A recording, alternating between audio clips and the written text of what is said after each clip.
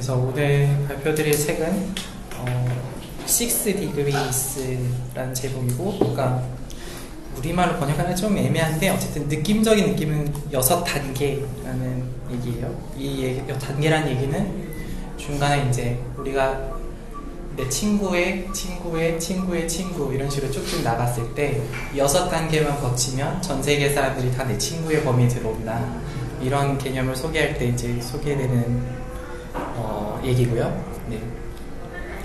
그래서 부제는 그러니까 현재 사회를 연결사회, 연결된 사회 뭐 이렇게 부르거든요. 그래서 이 연결된 사회에서의 과학, 그것이 뭐냐? 그 네트워크 과학이다 라는 거죠. 그래서 그 네트워크 과학에 대한 얘기고, 책의 성격 자체는 이제 이 책의 저자가 던컨 와츠라는 분인데, 그분의 약간 자서전적인 형식으로 쓰여져 있어요. 그래서 본인이 뭐 이제 대학원 생활하고 하면서 연구를 하면서 이런 것들을 자기가 어떤 고민들을 했었고, 이런 걸 설명하기 위해서 이런 개념들을 썼었고, 근데 자기가 이런 걸 놓친 게 있었는데 다른 사람들이 이런 연구를 해서 이런 얘기를 했었다, 그리고 또 옛날에 사실은 이런 연구들도 있었다, 이런 것들을 이제 점점 얘기하면서 중간중간에 이제 좀 뻘소리도 많아요. 막 자기가 그래서 뭘 고민하고 있어서 누굴 찾아가서 뭔 얘기를 했는데 그때 마침 아빠가 나한테 했던 얘기가 생각났다, 이런 본인이 그런 얘기들도 있고. 그래서 어쨌든 그런 군살들은 좀 빼고 얘기를 할 거고요.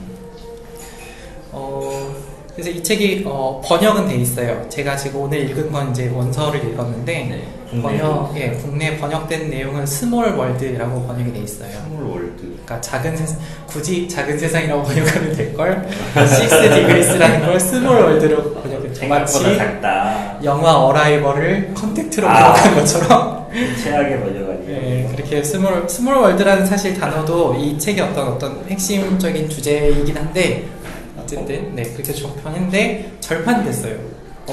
못 구해요? 그래서 중고를 봤는데 중고가 비싸더라고요. 그래서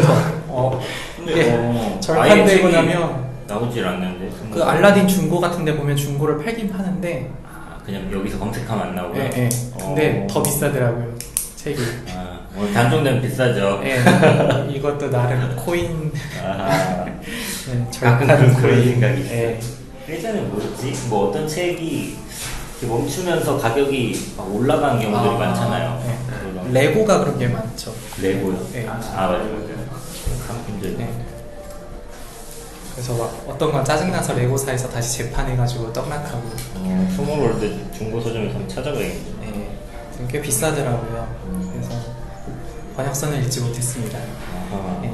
어쨌든 그리고 이제 그 정재승 교수님의 그 유명한 과학 콘서트라는 책을 만약에 읽으셨다면, 아마 제 기억으로는 제일 맨 처음이에요. 예. 거기서 나오는 케빈 베이컨 게임이나 이런 얘기 나왔던 그 내용들이 인용되고 있는 책이 이 책이고, 네. 그래서 얘기를 해보겠습니다. 그래서 제가 목차를 가져왔어야 되는데 깜빡하고 안 가져온 것 같은데, 이 책의 전반부 한 4장까지는 되게 우리가 살고 있는 이 네트워크의 구조를 이해하는 얘기들에 대해서 나와 있어요. 그러니까 무슨 얘기냐면, 그러니까 현대 사회가 굉장히 연결이 많이 돼 있다라고 얘기를 하는데, 어떻게 보면은 좀 이상해요. 그러니까 과거에도 심지어는 저희가 이제 중국 문명이 이렇게 명 이전에도 한나라 때문에 이때도 실크로드 같은 게 있어서 서방과의 무역도 하고, 그러니까 어떤 입장에서는 연결이 아니냐라고 말할 수 있잖아요. 그러니까 그때도 다 연결이 돼 있었는데, 지금과 같은 코로나 같은 어떤 전 세계적인 전염병은 없었죠. 저 생각을 해보면, 그러니까 그때 연결 사회와 지금의 연결 사회의 차이점이 뭘까? 단순히 속도의 차이일까? 아니면 이 구조 자체가 문제인 걸까? 그리고 또 어떤 우리의 구조라는 것이 지금 저희가 많은 점에서 느끼고 있는 게, 굉장히 작은 데서 발생하고 있는 사건들이 전체적으로 확산되는 속도가 굉장히 빠르잖아요. 그러니까 이런 것들이 우리가 어떻게 이해할 수 있을까를 봤을 때, 그럼 이 구조 자체를 우리가 먼저 이해를 해야겠다 라는 생각을 먼저 할 수 있는 거고, 그래서 이 4장까지는 그래서 우리가 지금 살고 있는 대체 이 네트워크라는 거의 구조가 어떻게 되어 있는가에 대한 이해에 대한 내용이에요. 그리고 그 후반부에서는 그럼 이런 구조에서 어떤 일이 발생했을 때 그 발생한 일들이 어떻게 전파되냐, 예를 들면 전염병이 발생하면 전염병이 어떻게 전파되는가, 뭐 이런 것들, 혹은 어떤 혁신이 어디선가 발생했을 때 혁신이 어떻게 전파되냐. 그래서 그런 것들에 대해서 이 구조 안에서 실제로 어떤 일이 벌어졌을 때 어떻게 그것이 전파되는가에 대한 그 두 가지 내용으로 나눠져 있고요. 제가 오늘 얘기 드릴 건 이제 전반부의 내용, 우리의 구조를 이해해보자 는 얘기를 할 겁니다. 확산의 또 그냥 단순하게 그냥 뭐 기반 지식이 없는 상태에서 생각해보면 과거랑 현재에서 물리적인 거리는 뭐 비행기라든지 교통의 발달을 통해서 확실히 속도적으로 많이 빨라졌다라는 느낌이 있어요. 그리고 전염병이 퍼지는 개념이 병마다 잠복기가 다르겠지만 잠복기가 지나서 이렇게 그러니까 그 시간이 이동하는 시간이 더 길다 보니까 확산이 빠르게, 그러니까 강한 상태일 때, 바이러스성이라고 쳤을 때 바이러스가 강한 상태였을 때 퍼지는 양이 훨씬 적었기 때문에 확산이 더 적지 않았을까 그런 생각도 들고요. 아니면은 매체에 의해서 지금 빠르게 공유가 되고 있잖아요. 그래서 그게 어떻게 보면 뭐 이렇게 막을 수도 있기는 한데 그게 더 뭔가 이슈화 되니까 더 부각돼 보이는 걸 수도 있지 않을까. 그러니까 과거랑 현재랑 어떤 전파 속도는 비슷하다라고 쳤을 때 사람들이 인식하는 게 더 빠르기 때문에 그렇게 느껴지는 게 아닐까 이런 생각도 드네요. 그럴 수도 있죠. 근데 이제 저희가 생각을 해보자면 에볼라 바이러스 한참 문제였잖아요. 그 아프리카에서 대체적으로 유행을 했고, 근데 에볼라 같은 경우는 전 세계적 유행을 하지 못했잖아요. 그렇죠. 근데 이제 코로나 같은 경우는 중국에서 발발을 하고 얼마 안 돼서 지금 전 세계를 완전 이건 팬데믹이라는 용어로 자체로도 설명 못할 정도로 그냥 시대를 바꿔버렸는데, 그러니까 그럼 이 둘의 차이가 뭘까라는 걸 바라봤을 때 여러 가지 선생님께서 말씀하신 것처럼 그 병 자체의 잠복기라든가 치명률 혹은 이제 어떤 나이대에 뭐 전파가 되는가 이런 것들, 그 병 자체에 있는 속성 때문일 수도 있고, 혹은 이런 접근도 가능한 거예요. 이 네트워크의 입장에서 아프리카라는 어떤 네트워크의 위치랑 그다음에 이 네트워크 상에서 중국이라는 지역이 가지고 있는 어떤 특성 두 개가 다르다. 그러니까 아프리카라는 곳은 뭔가가 전염이 돼도 쉽게 확산이 되지 않는 구역인 반면에 중국이라는 곳은 굉장히 중요한 위치에 속해 있다. 이렇게 볼 수도 있는 거죠. 그러면 우리가 네트워크의 구조를 이해하면 이 네트워크에서 어디가 취약점인지를 먼저 파악을 할 수가 있다면 그 부분을 집중적으로 우리가 방역을 하거나 혹은 뭔가 선제적인 어떤 조치를 취했을 때 전체적인 확산을 막을 수 있겠다, 이런 이해를 할 수 있잖아요. 그러니까 이런 측면에서 접근을 해보자. 네, 그렇게 보시면 될 것 같아요. 인구 밀도랑 연관이 있어 보이죠. 뭔가 도시화가 그러니까 그 상업 지구를 만들면서 사람을 그쪽으로 어떻게 보면 경제적 측면으로 사람을 쫙 모으다 보니까 확산의 속도가 그 중에 감염이 됐을 때 빠르게 퍼진다.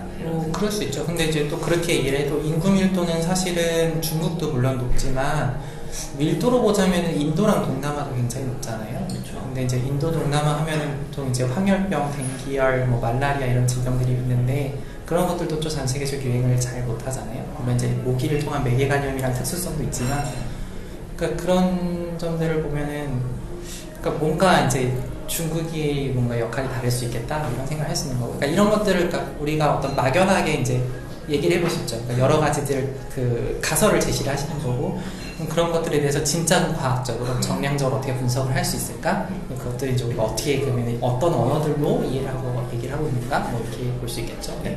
그런 얘기들을 할 수 있을 것 같습니다. 그래서 제가 이걸 정리를 못해서 책을 보면서 적었던 노트들을 보고 이야기를 해야 돼서 좀 두서가 없을 수 있는데 이해가 안 되시면 중간중간 질문을 해주시고요. 네. 그래서 이 책에서 이제 얘기하고 있었던 사건 중에 이제 큰 게 1977년에 뉴욕시가 대규모 정전 사태가 있었대요. 들어본 것 같기도 하고 아마 제 생각엔 과학 콘서트란 책에서 본 것 같은데. 네, 그래서 거기서 이제 발단 사건은 어떤 이제 전기선 하나가 너무 과부하가 돼서, 그러니까 당연히 이제 한여름에 사람들이 많이 쓰니까 전선이 이제 열이 많이 올라서 네. 늘어져서 그게 어떤 나무 하나에 걸렸나 봐요.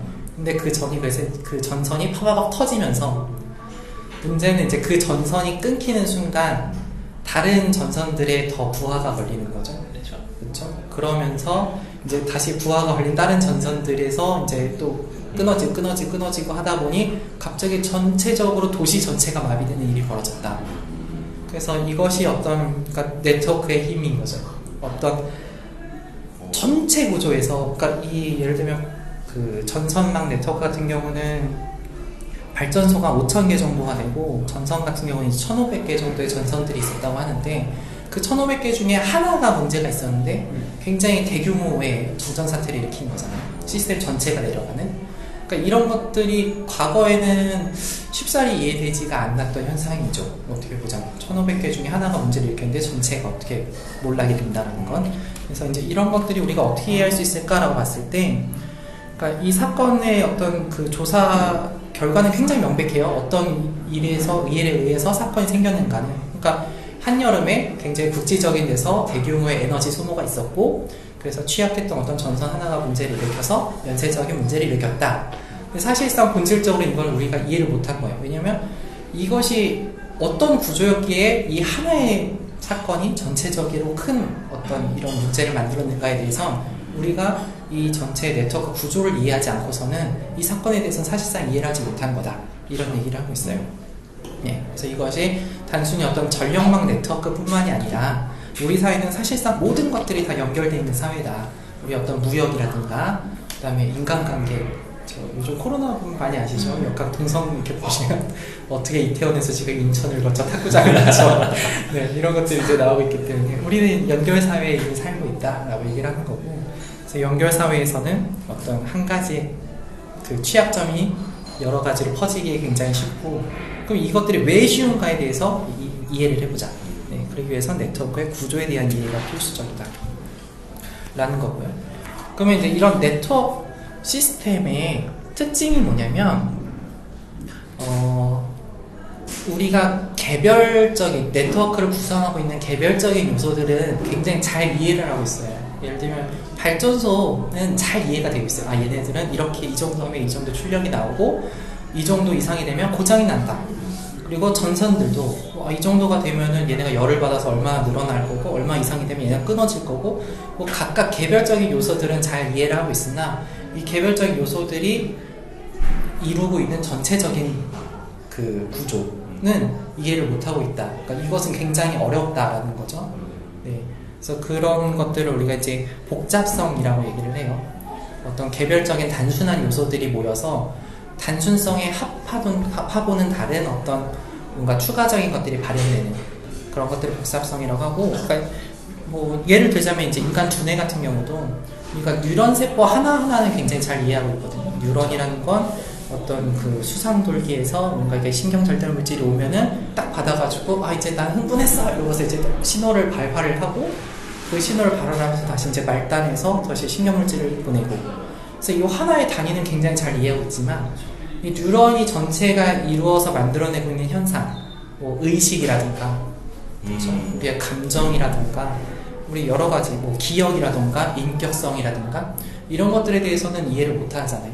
예. 그래서 뉴런 자체를 보면 굉장히 단순한데 이것들이 여러 가지를 이뤘더니 갑자기 굉장히 이 하나의 그 성질로는 이해할 수 없는 복잡한 성질이 나타나는 그런 것들이 이제 일어나는 거고, 그러니까 그런 것들은 어떤 방식을 통해 일어나냐면 결국엔 연결 구조에 의해 일어나는 거죠.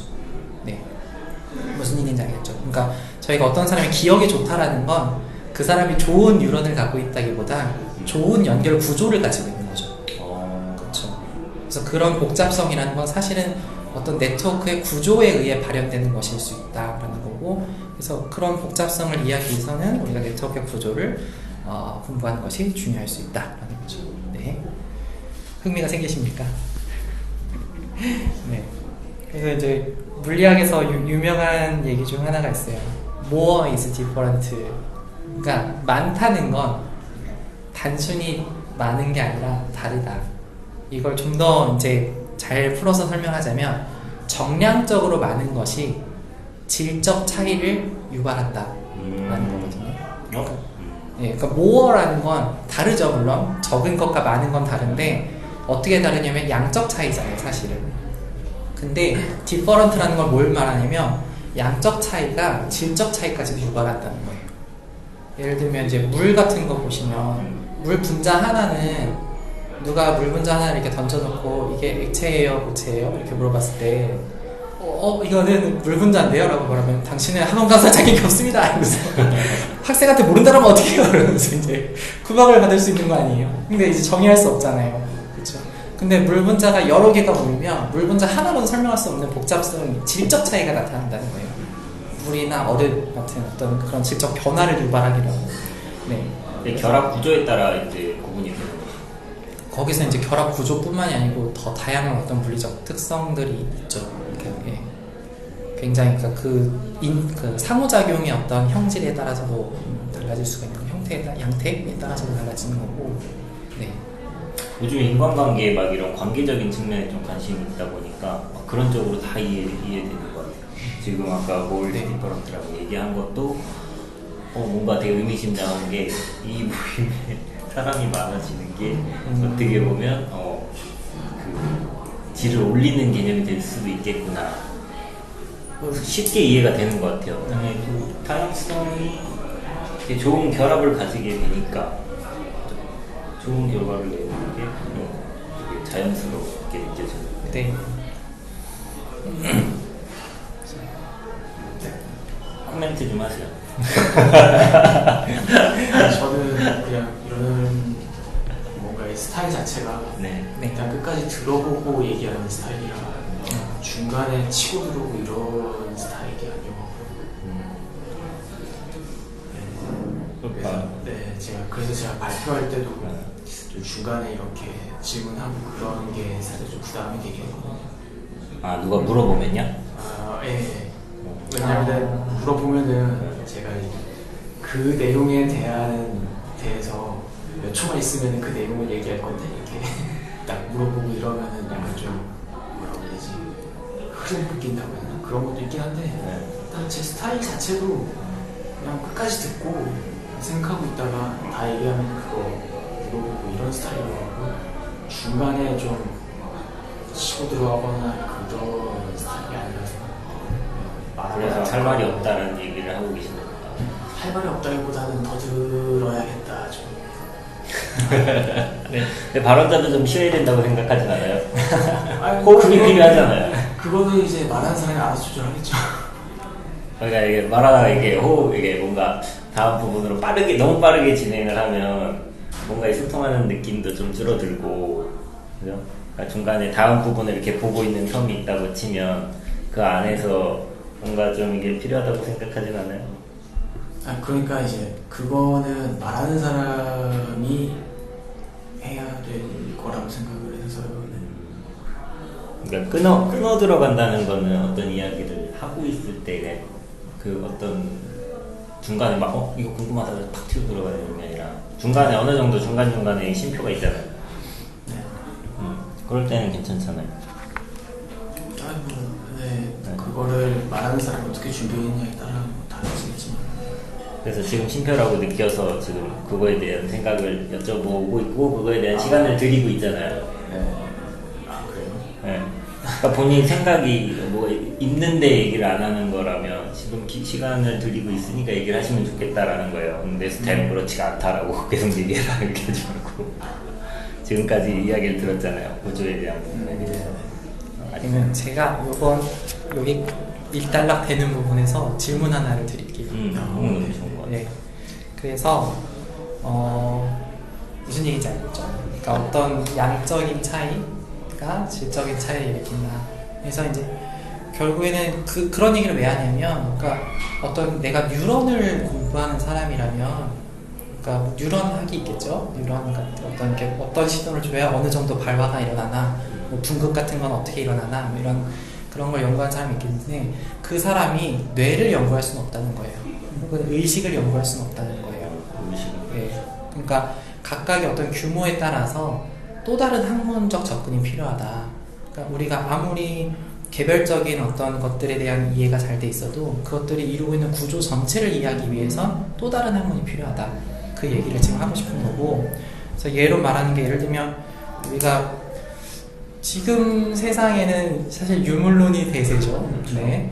그래서 유물론 쪽으로 보자면 모든 건 다, 그러니까 원자로, 우리 인류의 어떤 가장 최고의 어떤 발명, 핵심적인 개념, 원자론에 의하면 모든 것들은 다 입자로 되어 있어요. 그 입자의 운동이라는 건 사실 단순하게 이해가 가능해요. 이런 것들은 어떤 입자 물리학에 의해서, 그럼 어떤 입자들이 우리가 지금 존재하고 있는지, 그런 것들이 어떤 물리적 특성들을 가지고 어떻게 운동하는지는 입자 물리학에 의해서 잘 이해가 돼요. 근데 그 입자들이 어떤 뭔가 이제 구조를 이루기 시작해서 화학 결합을 한다. 어떤 그런 화학적인 뭐 결합을 해서 이제 일어나는 어떤 현상들은 입자 물리학으로 설명하기는 어렵다는 거예요. 그거는 이제 화학이 관여를 하기 시작하고, 아니면 화학 공학이라든가 그런 것들이 관여를 해서 설명을 하기 시작해야 되고, 근데 거기서 또 한 차원 더 올라가면 사실은 생물학적인 어떤 활동이라는 건 뭐 다양한 화학적인 물질들이 결합을 하기도 하고 떼어지기도 하고 반응을 하는 과정들이잖아요. 저희가 그렇게 바라보고 있죠, 물질적으로는. 그래서 뭐 예를 들면 내 몸에서 갑자기 막 카페인을 먹으면 카페인이라는 어떤 화학적인 입자가 나의 수용체랑 갑자기 결합을 하고, 그러면은 이제 거기서 뭐 가바 수용체가 어떻게 이제 막 뭐 어떻게 반응성이 되고 막 이러면서 이제 뭐 깬다 이런 식으로 설명을 하긴 하는데, 그거를 화학자들이 설명할 수는 없고, 그 레벨이 되면 이제 생물학자들이 다시 개입을 해야 된다는 거예요. 점점 무슨 얘기인지 알겠죠? 네. 그러니까 우리가 뭔가 설명하고 있는 범위가 높아질수록, 그래서 생물학적으로 인간을 이해한다고 또 어떤 사회적인 현상, 왜 촛불 집회가 일어났지? 왜 미국에서는 갑자기 대규모 시위가 일어났지? 이런 사회적인 현상을 이해할 수는 없죠. 그때는 또다시 생물학자가 아닌 어떤 사회학자라든가 정치학자라든가 이런 사람들이 개입을 해야 되는 거잖아요. 그러니까 점점 규모가 바뀔수록 새로운 학문이 필요하다. 네, 이런 관점을 얘기하고 있어요. 그래서 사실 이거에 이제 반대되는 개념이 환원론이라고 하는 건데, 환원론은 뭐냐면 우리가 개별만 이해하면, 그러니까 어떤 거시적 현상에는 그것을 이루고 있는 미시적인 어떤 개별자들이 존재를 하고 있고, 또 어떤 그 뭐랄까요, 그 기반이 되는 더 미시적 구조들이 있고, 우리가 미시적 구조들의 특성을 완전히 이해할 수 있다면 거시적 특성도 똑같이 이해할 수가 있다. 그것들이 이제 환원론이거든요. 그래서 그런 쪽에서는 사실 이제 우리가 물리학적인 이해만 완벽하면 왜 정치적으로 어디가 정치적으로 승리했고, 뭐 예를 들면 어떤 상품이 왜 불티나게 팔리고, 이것도 결국은 이해할 수 있는 거 아니냐, 다 이걸로 다 구성된 건데 라고 하는 관점이 환원론이에요. 어떤 것들은 다 이제 다 하위 구조로 환원이 될 수 있다. 뭐 대표적인 거는 이제 마르크스 같은 경우가 모든 걸 다 경제로 환원시키잖아요. 경제만 이해하면 사회적 현상, 정치적 현상 모든 거 다 이해할 수 있다, 설명할 수 있다.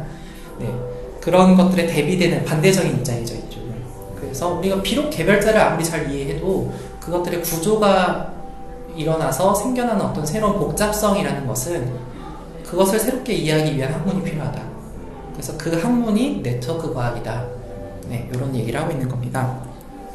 네, 그래서 이런 복잡성이 일어나려면 첫째로는 어떤 단순하든 복잡하든 어떤 개별자들의 연결이 필요하고, 연결의 구조가 필요하고, 그리고 연결됐다는 건 그들이 어떠한 상호작용을 한다는 거예요. 네, 그래서 그런 상호작용이 필요하다. 그래서 그런 것들이 있으면 복잡성이 나타난다라는 얘기를 하고 있습니다. 네, 그래서 이제 네트워크에 대한 얘기를 들어가기 전에, 그래서 이 입장에 대해, 그러니까 환원론에 대한 얘기를 좀 질문 드리고 싶어요. 어떻게 생각하시는지. 진짜로 어떤 우리의 복잡한 사회 현상이라는 게 있어 보이지만, 사실은 그러니까 유물론적으로 보면 어쨌든 모든 입자들의 행동일 뿐이다, 이렇게 바라보는 사람들도 있잖아요. 그런 관점이 맞을까? 아니면은 우리가 아무리 노력을 해도 여기서 설명하는 것처럼 각각의 단계에서 우리가 그것을 필요로 하는 학문들이 존재할 수밖에 없고, 환원이라는 거는 애초에 불가능한 개념이다 인지, 뭐 어떻게 생각을 하시는지. 네.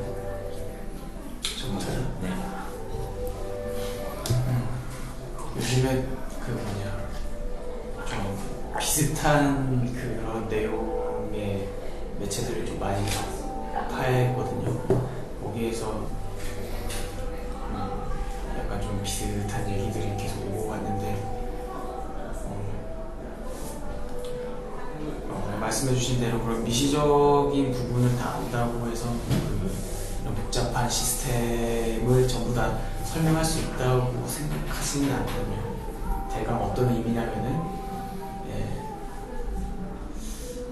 그러니까 제가 받아들이기로는 좀 환원주의적으로 생각을 하면은 너는 태어났으니까 죽을 거야.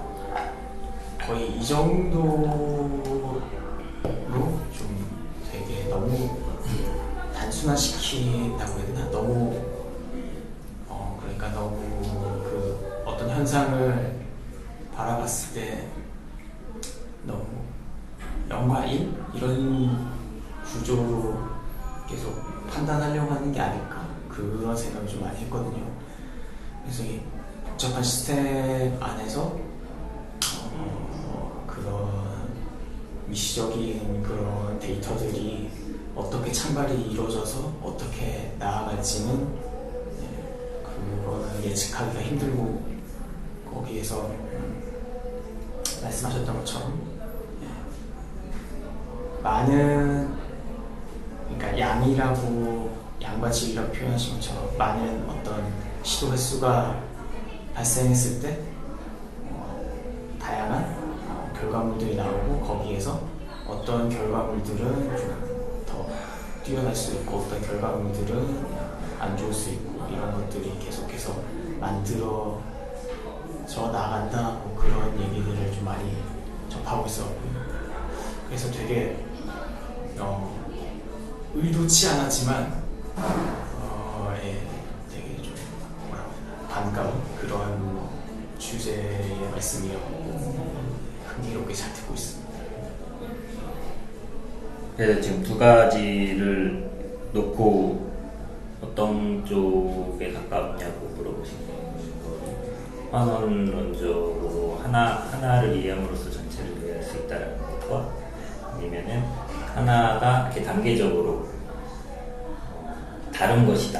이해할 수 없는 그 하나를 아는 걸로 다 알 수 없고 단계적으로 이게 양적으로 늘어나면서 다른 개체가 되고 그거에 대해서 하나로 이해할 수 없다. 하나로 전체를 이해할 수 있다. 그거에 대한 생각을 그래서 제가 얘기했던 것처럼 이해할 수 없다. 복잡한 시스템에 놓인 이상 그거는 이제 반원적으로 다 설명할 수가 없다라고 생각합니다. 저는 옳고 그름은 일단 아닌 것 같아요.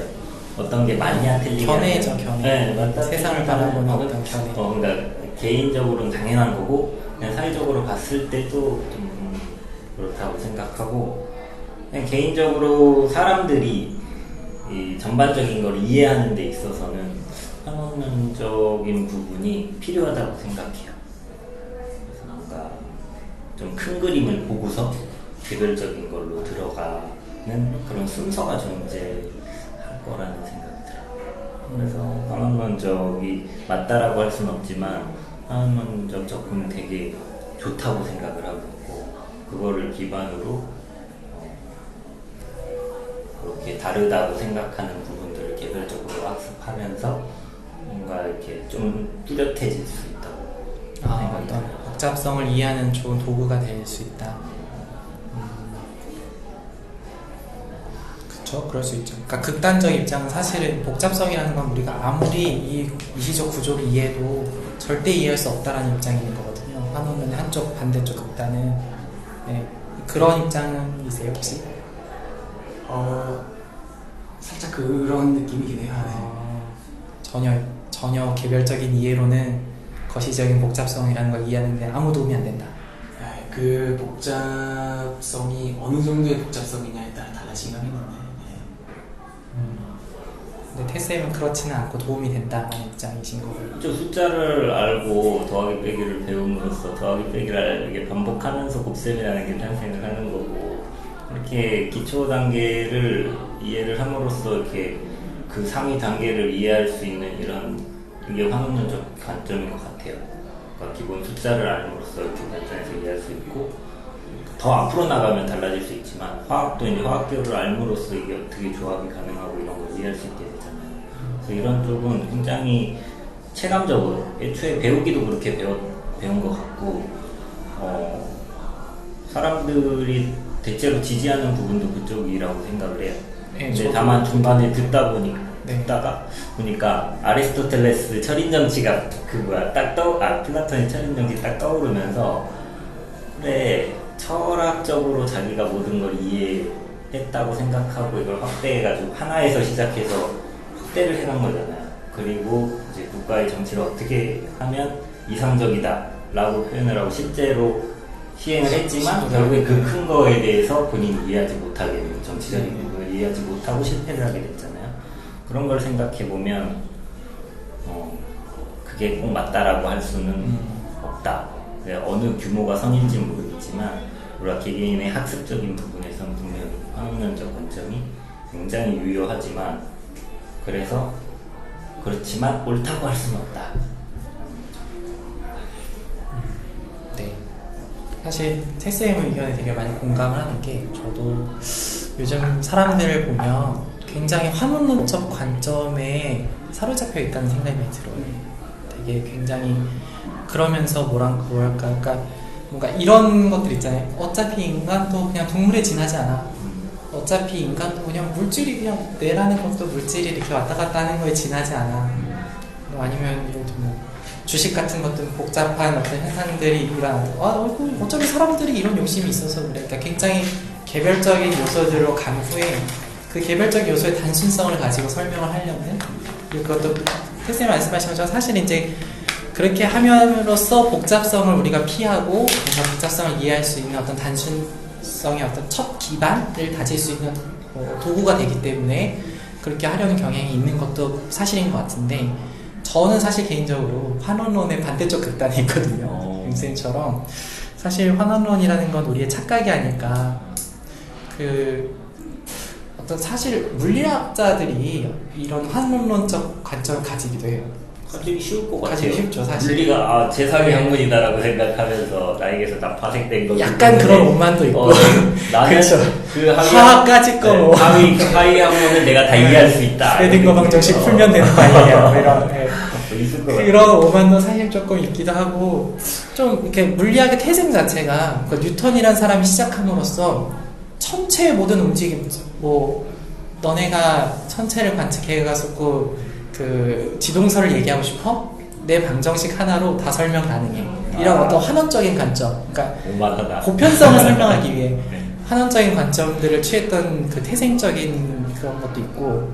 근데 물리를 배우면서 사실 느끼는 게 아실지 모르겠지만 저희가 어떤 우리의 세계를 일상적인 세계를 설명하는 데 여전히 뉴턴 역학이라는 걸 사용하고요.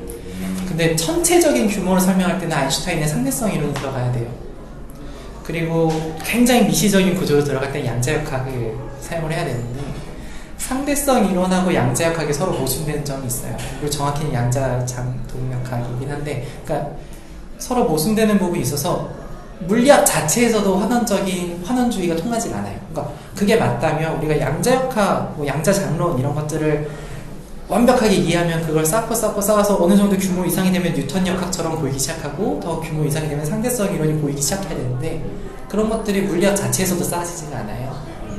네, 물론 그리고 더 중간 단계에 사용하는 이제 이론들도 각자 다르게 존재하고 그러니까 이것들을 물리학자들은 이게 쌓을 수 있는 이 빌딩이 있는데 우리가 아직 몰라서 그냥 현상론적으로 중간중간을 사용하고 있는 것 뿐이지만 우리의 이해가 깊어지면 이걸 차분히 쌓을 수 있는 그러니까 뉴턴 역학하고 상대성 이론은 서로 연결이 되거든요. 네. 상대성 이론에서 어떤 극한이 되면 뉴턴 역학이 된다는 게 그런 것도 우리가 찾을 수 있을 거야 라고 믿고 있는 경향이 센데 저는 개인적으로는 좀 회의적이에요. 그러니까 우리의 인간의 어떤 이해라는 게 일단 한 가지를 완전하게 이해하는 것도 어렵고 한 가지 미시적인 구조를 완전히 이해한다고 해도 그것보다 더 큰 규모에서 일어나는 복잡성이라는 건 완전히 다른 걸 수 있겠다.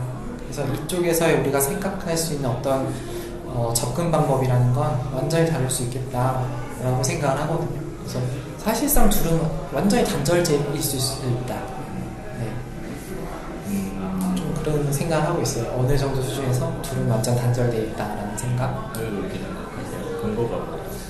그러니까 근거가 그러니까 우리가 어느 정도 수준에서는 연결해온 규모도 있지만 사실은 단절되어 있는 규모들이 훨씬 많기 때문에 여기서 설명한 것처럼 그러니까 우리가 아무리 생물학적인 걸 많이 이해해도 또 의학적인 걸 이해하기는 어려워요. 그러니까 임상이나 의학은 의사가 하는 거고 생물학자를 데리고 오면 병을 치료를 못 해주거든요. 네, 생물학 박사학위를 갖고 계신 분에게 물어보면 큰일 납니다.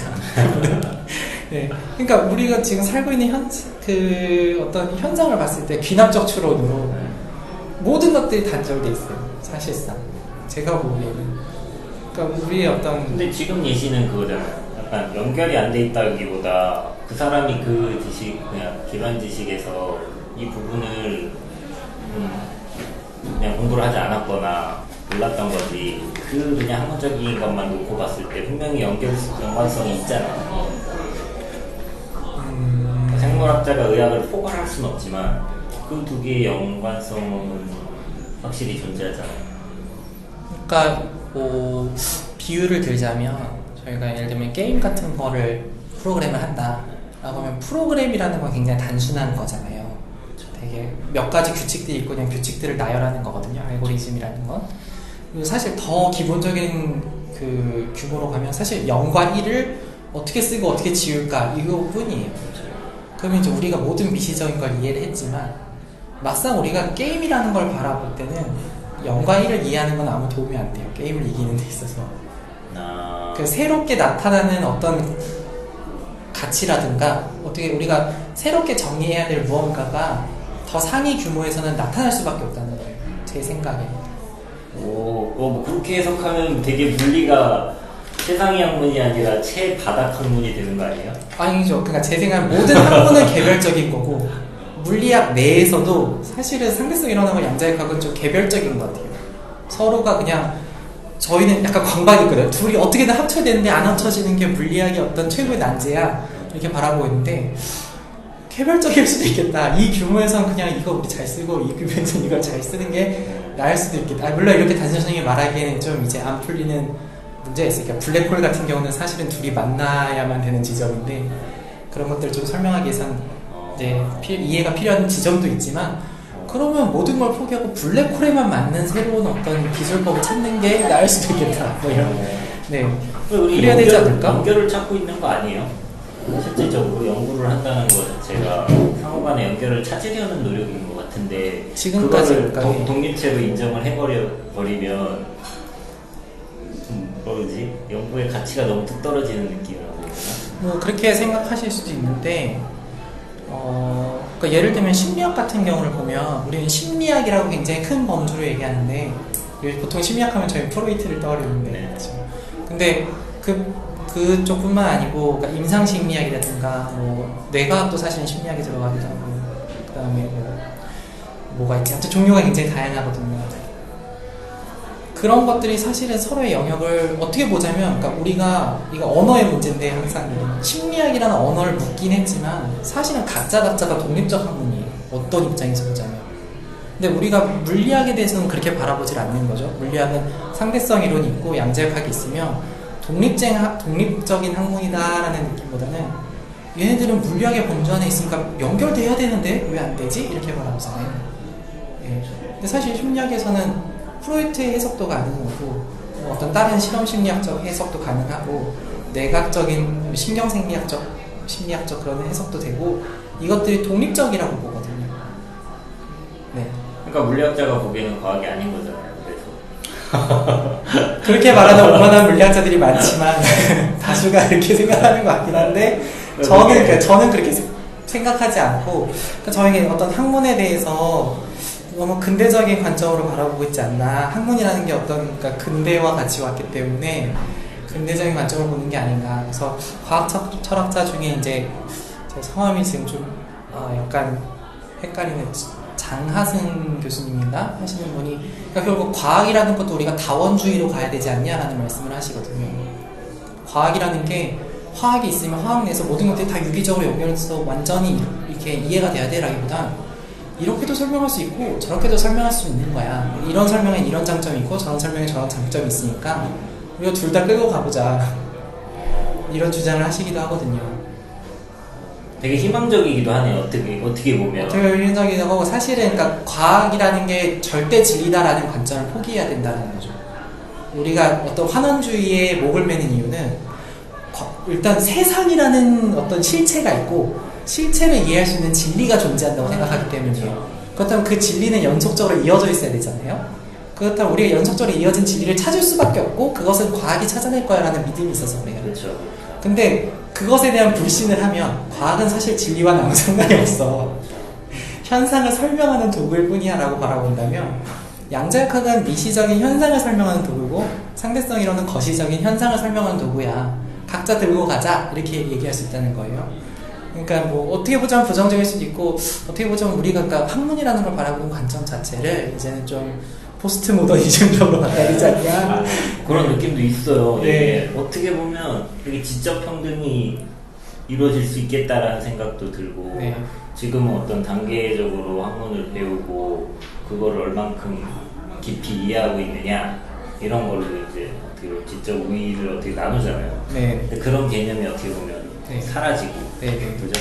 개개인의 그냥 어떤 특정 막 이렇게 한 1000개가 있어서 그 중에 하나를 하면 그냥 개성이 돼버리는 그런 느낌으로 받아들였을 때는 되게 좋을 것 같기도 하다. 네. 근데 쉽게 상상되진 않는다 이런 느낌. 네. 그래서 뭐 제 생각, 저는 그래서 개인적으로 그런 다원주의적 입장을 지지를 하고 있고 환원주의에 대해서는 좀 거부감이 있고 그래서 제가 생각하는 방향성은 그러니까 저희가 종교라는 것을 무너뜨리기 위해서 사실은 과학이란 새로운 종교를 사용해서 근대를 일으켰는데 네. 이제는 과학마저도 권좌에서 내려오고 우리가 다형성이라는 관점을 받아들여야 할 때가 되지 않았냐라는 생각이 들어요. 학문에 대해서도. 네, 어떤 우리가 그러니까 종교로부터 우리가 탈피를 했다고 생각하지만 사실은 그렇지 않아요. 과학이라는 걸로 대체했다는 생각이 들어요. 저는 이념과 과학이 있어서 거의 확실하다고. 네. 근데 우리는 그것으로부터도 이제 탈피해야 되지 않겠는가. 네. 새로운 시대에서. 네. 그게 포스트 모더니즘의 핵심이고 어느 정도 이해를 하고 있고 실제적으로 적용하고 싶다라는 생각을 하긴 했었는데 이거는 되게 다르게 느껴졌었어요. 처음에는. 그냥 학문이라서 그런가? 학문이라 그래서 그럴 수도 있는데 야, 이쪽에서도 뭐 이런 시도가 있다라는 게 생각을 좀 보게 돼요. 네, 근데 주변 사람들 얘기해보면 사실 대부분의 과학자들은 저처럼 생각하는 사람이 없어요.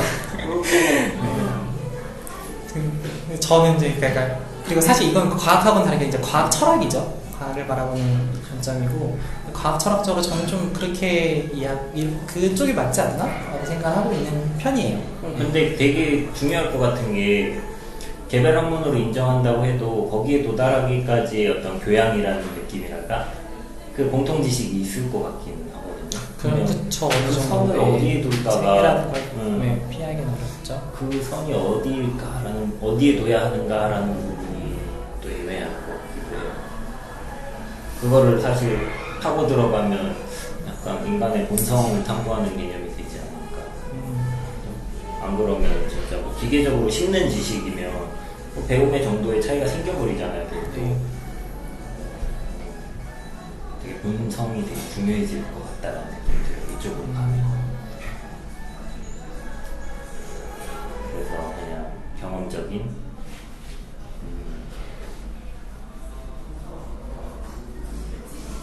공통 지식이나 공통 경험 이런 부분들이 딱 떨어질 수는 없지만 어떤 표본을 조사할 것 같은데요.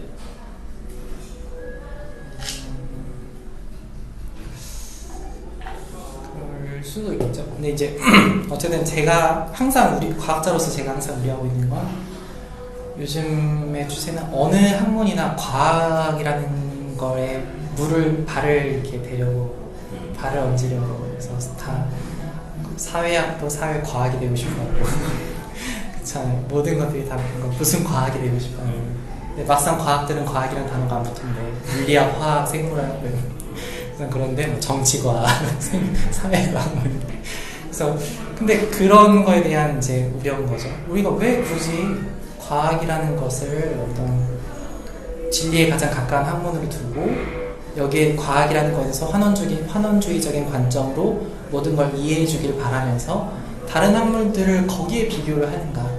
대한 어떤 우려, 그냥 우리는 모든 각각의 이제 학문들을 어떤 그냥 각각의 쓰임새별로 바라보는 것들이 더 우리에게 이롭지 않을까. 네, 그런 것들. 네, 그런 거. 그러니까 막 건강기능 식품 같은 거 다 뭐 이렇게 얼토당토한 것들 갖다 붙여서 이것도 과학이다. 아니면 이제 학습지 뭐 이런 것도 이거 과학적으로 검증했다. 과학을 어디에나 갖다 붙이는데 오히려 이제 그런 것 때문에 생기는 폐해들이 많다는 생각이 들거든요. 네. 학습지는 심리학이나 그쵸? 그런 것들에 대해 얘기를 해야지. 왜 거기에 뇌과학을 갖다 붙이냐?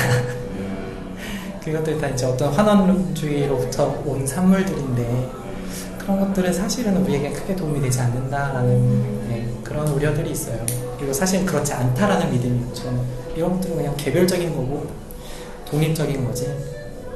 네. 되게 의미심장한 것 같아요.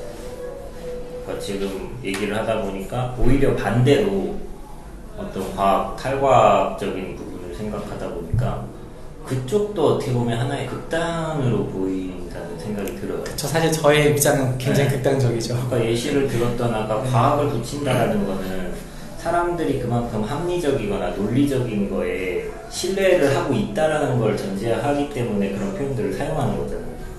그래야 그 합리적이다. 이 합리와 논리의 개념이 왜 탄생했나를 생각해 보면 공존을 위해서인 것 같아요. 공존하기 위해서 사람들이 대체적으로 공통적으로 이해하게끔 만들고 그걸 사회규칙으로 만든다. 이런 개념인 것 같아서 그거를 반대쪽 극단으로 생각해서 개인의 자유를 완벽하게 보장하고 하고 싶은 대로 하게 한다라고 하면 무질서가 딱 탄생할 것 같은데 그 안에서 우리가 어떻게 공존할 수 있을까? 이런 생각을 하게 됐어요. 그렇죠. 그런 우려가 있을 수도 있죠. 모두가 내 서술이 맞다라고만 주장을 할 수도 있는 거고 그게 사실 이제 그쵸 우리가 포스트 모던을 바라보는 어떤 하나의 디스토피아 중 하나인데 그래서 아까 우리 우주랑 일상, 뭐 미지 이런 걸 세 가지로 말씀하셨던 것처럼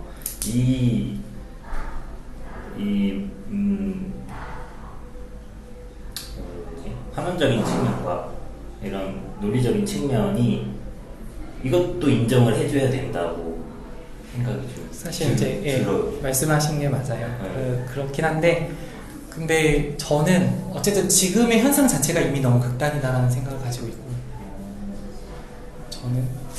저는 지금이 딱 요 중간선을 이루고 있다고 느낌이 드는 게 우리가 가장 쉽게 느낄 수 있는 돈을 버는 직업이나 이런 개념으로 봤을 때 학습을 통해서 어떤 커리어를 만들고 그거를 통해서 직업군으로 나아가는 우리가 그냥 기본적으로 생각하는 그런 진로가 있잖아요. 그와 반대로 유튜버라든지 어떤 인플루언서적으로 이제 수입을 버는 모델이 새로 나왔잖아요. 그러니까 사실 다 이런 쪽으로 가야 된다 또 아닌 것 같고 이런 형태도 있고 이런 형태도 있다 라는 부분에서 봤을 때 되게 지금이 다양성이 존중되는 사회인 것 같다라는 생각도 들어요. 그렇기도 한데 뭐랄까 현대사회가 되게 뭐 요즘은 살짝 인문학 열풍이 불긴 했지만 철학이나 인문학, 종교에 대한 멸시가 크잖아요. 그게 왜 그러냐면은 그들이 과학에 발을 대지 못하기 때문이에요. 다른 학문들은 어쨌든 그러니까 과학이라는 거에 어떤 핵심적인 건 귀납추론과 과학적 방법론인데 그런 방법론들을 어떻게든 끌어갔다 와서 써서 우리는 합리적이다라는 주장을 하는 거거든요. 그렇죠? 그래서 그런 것들을 통해서 우리가 믿을 수 있다라고 기대는 건데 사실 철학과 종교라든 거는 합리와는 사실은 굉장히 거리가 멀고 그래서 사실 우리가 멸시를 한단 말이에요. 그렇죠? 그러니까 우리가 다양성을 충분히 이루고 있어라고 말을 하지만 어떤 입장에서 보면은 우리가 굉장히 그 안에서 무시하고 있는 것들이 있어요. 그러니까 뭐라고 해야 될까요? 닫혀 있는 다양성이죠. 우리 그러니까 근대주의적인 입장에서 보자면 어떤 우리의 합리성 안에 들어있는 포괄성이 넓어졌다 뿐이지 전체를 포괄하지 못한 거예요 아직. 그렇죠. 네. 그러니까 결국엔 그 정도는 양의 차이죠. 가치라는 어떤 우리의 개념적인 건 똑같아졌고 근대주의와 똑같고 다만 이제 우리가 합리적이라고 바라보는 것들이 포괄적으로 넓어졌다 라고 바라보는 것일 뿐인데 어떤 입장에서 보면 사실 포괄적으로 넓어진 건 아니에요. 왜냐면 우리가 합리적이라고 생각하는 건 결국 그냥 과학이거든요. 그러니까 우리가 근대적으로 뭔가 근대주의를 넓혔다기보다 다른 것들이 들어온 거죠. 그러니까 사실 우리의 사고방식은 여전히 과학이 합리적이야. 혹은 합리적인 것이 믿을만해 라는 생각을 여전히 하고 있고, 그렇지 않은 것들은 우리에게 크게 도움이 없어 라는 생각을 하고 있고, 굉장히 그래서 그거에 대해서 배타적이고 백척을 하고 있거든요. 그래서 아직은 굉장히 근대적이다 라는 생각을 하고 있고, 그런 것들이 현대사회가 굉장히 극단적이라는 생각이 좀 어느 정도 들고요. 오히려 그 이전에 어떤 포스트 모던의 등장 시기보다 오히려 더 우리가 퇴보를 해서 오히려 더 합리적인 거에 뭔가 더 의지를 하는 어떤 그런 극단적인 사회가 됐다라는 생각하고, 그것들이 어떤 시점에서는 우리에게 목을 죄면서 우리에게 굉장히 좋지 않은 영향을 끼칠 것 같다 라는 생각을 하는 어떤 종교인 과학자의 생각이죠. 네. 굉장히 화합이 필요한 시기라는 생각이 들어요. 과학과 심리를 나누는 것 자체가, 과학은 어떻게 보면 물질 세계를 그냥 통째로 일반화시키려고 계속 시도하는 거고, 심리학은 어떻게 개개인 안에 세계가 있고 다양성을 계속 확대시키려는 내용이고, 어떤 게 맞냐 틀리냐로 가버리면 이게 계속 대척점이 되니까 우리가 흔히 꼰대 뭐 성공에는 방식이 있다거나 뭐 이런 이야기들을 하는 거 있잖아요. 이렇게 해야 돼 저렇게 해야 돼 하는 부분들이 어떻게 보면은 경험치로서 그거를 뭐 논리적이거나 합리적이라고 이렇게 하는 거잖아요.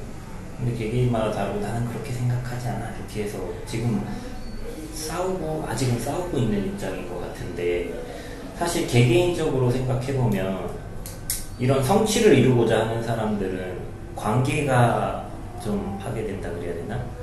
그죠? 성취를 위해서 관계가 좀 끊기는 느낌이 있고, 반면적으로 심리적으로 생각해보면 개인을 되게 다잡으면서 이렇게 다양성을 인정하는 사람들은 관계가 좀 더 넓고 포용적인데 반해서 이것만 가지고 성취할 수 있냐? 라는 부분을 놓고 보면 그렇지 않을 거라는 생각이 들잖아요. 네. 그러면은 조언도 받아들여야, 그러니까 이 심리 쪽에 우리가 어린 사람이 심리 쪽이라는 개념이라고 보면 저 조언을 받아들이면서 이걸 유지하는 상태에서 받아들여야 되는 상태가 필요한 것 같다라는 의미에서 되게 화합이 필요하다라는 생각이 드네요. 그렇죠. 예. 그 중요할 수 있죠. 그러니까 현대 사회가 어떤 키워드로 보자면 배척 사회인데, 이런 것들을 깨는 데 있어서 어떤 환원주의의 파괴, 그거로부터의 탈피가 중요할 수 있겠다는 의미가 될 수도 있겠죠. 말씀하신 것처럼. 그렇게 되면 이제 우리가 꼰대에 대해서도 재해석을 할 수 있지 않겠는가. 환원주의로 가는 것 자체가 되게 실행력을 높이기 위해서 그런 것 같아요. 그렇죠. 예, 실용성이 있죠. 예, 그리고 어떤 근대주의가 어떤 추구하는 그 좋은 가치 중 하나이기도 하고, 효율성이라는 것. 그렇죠. 복잡성을 해소해버리는. 네네. 한 번에 그냥 통째로 이해하고 그게 꼭 맞진 않지만 더 이상 그거에 대해 생각하고 싶지 않고 네네. 실행으로 바꾸고 싶다. 네. 네. 그러니까 그런 장점이 물론 있으니까 이제 우리가 수용을 한 거죠. 예. 근데 이제 어쨌든 너무 극단적이지 않는가 우리 사회라는 게 좀 그런 우려가 있어요. 예. 그런 어떤 극단성으로 오게 된 우리의 어떤 뭐랄까 근본에는 어떤 환원주의라는 게 깊게 뿌리 박고 있지 않은가. 그런 거에 대해서 생각을 평소에 많이 하고 있어서 한번 질문을 드려봤습니다. 개인적으로는 다양성을 좀 존중하는 사회로 변화가 온 것 같은데, 그게 정치적이거나 경제적인 부분이나 과학적인 부분으로 연결됐을 때는 아직 전혀 성과가 없는 것 같은 느낌이에요. 저는 그러니까 다양성이 넓어지긴 했는데, 그 넓히는 방식이 우리가 배척하던 대상이 우리의 다양성에 들어오려고 노력을 하는 걸 받아주는 방식이지, 우리 스스로가 배척하던 대상을 포용해주는 방식으로 넓혀가지는 않았다. 그렇죠. 포용적 느낌은 아니고. 그래서 굉장히 멸시받고 있는 종교를 사랑하고 있고 굉장히 우상 숭배를 받고 있는 과학을 사랑하고 있는 어떤 과학자 종교인으로서 우려가 크다라는 어떤 그런 얘기고요. 그렇습니다. 네. 다양성 존중이라는 게 그냥, 그렇죠. 생각해보면 실제로 그 사람의 말이 그래 너의 생각도 맞을 수 있다 이런 느낌이라고 표현은 하지만 결국에 그냥 너의 생각은 그런지 알겠지만 난 아니야 이렇게 해갖고 결국에 나라는 세계에 굉장히 공고해져 있는 상태인 거잖아요. 네. 욕하지만 지금은 않아도 그렇죠. 예. 그거를 진정으로 이해하게 되겠죠? 못할 것 같아 지금은. 그러기 위해서 우리가 탈피해야 될 것 중 하나가 환원주의가 아닐까 그런 생각을 하고 있어요 개인적으로. 그럼 너무 혼란이 올 것 같아요. 그게 문제인 것 같아요. 그게 이제 디스토피아적 어떤 포스트 모더니즘의 미래고 그런 우려가 다 있는 것도 사실이죠. 있는 것도 사실인데 그러니까 실제로는 균형을 잡아야 되는 게 맞고 말씀하신 것처럼 그러니까 어쨌든 지금은 이쪽은 치우쳐져 있다. 그런 의미에서 그렇게 단편적으로 생각한다는 좀 거죠. 좋은 네. 있다. 좋은 의견. 네. 어떻게 생각하시나요?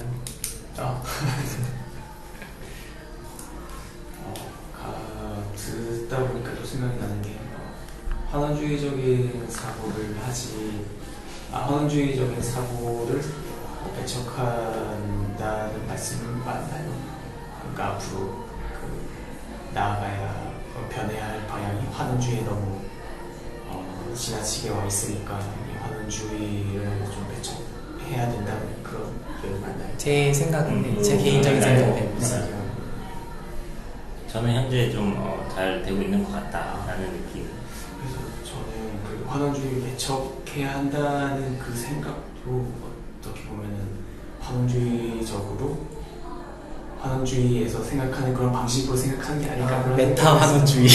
그러니까 영과 일로 판단하는 그런 환원주의적인 그 사고방식이 아닐까 그런 생각도 들어서 제가 그러니까 이런 복잡한 문제를 환원주의 때문이다로 환원시킨 후에 주장하는 그런 생각이 살짝 들어서 좋으신 주장입니다. 네. 맞아요. 그래서 최근에 그냥 어디서 주워 들은 스펙트럼 사고가 계속 생각이 나서 그러니까 어떤 특정한 현상을 놓고 거기서 영과 일로 판단하는 게 아니라 좀 말씀해 주셨던 것처럼 거의 같은 얘기를 계속 하게 되는 거라서